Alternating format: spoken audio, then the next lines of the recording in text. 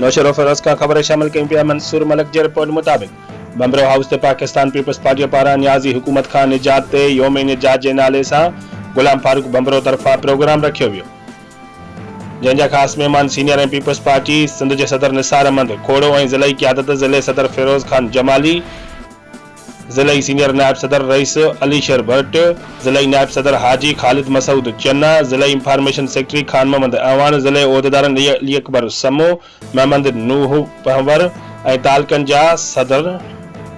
सदर मोहरो तालका सदर दोस्त अली सोलंगी, मेरापुर सदर मसरूर राजबर, नौशर फिरोज तालका नायब सदर डॉक्टर नूर हुसैन मोरो, ज़ैली विंगे यूथ विंगे, ज़िले सदर गजनफर अली राजपर, लेडीज विंगे अदी फातिमा शहनाज अंसारी, इंजीनियर फोरम जाहिद ताज मेमन और हज़ारे वर्करन की शिरकत इफ्तार करे पोए सीनियर क़यादत तकरीरी खिताब कयो। सभिनी के न्याज़ी खां निजात ते मुबारकूं ॾिनियूं। आख़िर में खुशी में आतिशबाज़ी कई वई।